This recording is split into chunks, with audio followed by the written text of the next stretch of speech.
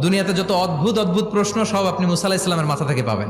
বিভিন্ন বিষয়ে আল্লাহরে প্রশ্ন করতেন। সাইয়েদনা মুসা আলাহিস সাল্লাম আল্লাহরে বললেন, আল্লাহ আপনি আমার এমন একটা জিকির শিখাইয়া দেন যে জিকিরটার শব্দ আপনি আর আমি ছাড়া কেউ জানবে না। দিনে রাতে সব সময় এই জিকির আমি করব, আপনারে ডাকবো, কিন্তু শর্ত হলো এই জিকিরটা জানবে শুধু আপনি আর জানবো শুধু আমি।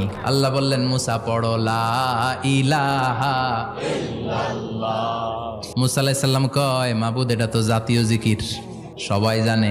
আমি তো চাইছি এক্সেলেন্ট একটা জিকির, কারো কাছে নাই, শুধু আমি জানবো আর আমি পড়বো।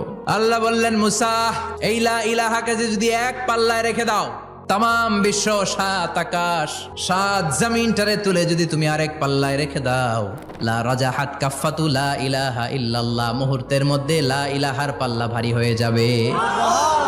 ও মুসা, তুমি যতই এক্সক্লুসিভ জিকির চাও, লা ইলাহার চেয়ে দামি জিকির আমার কাছে নাই।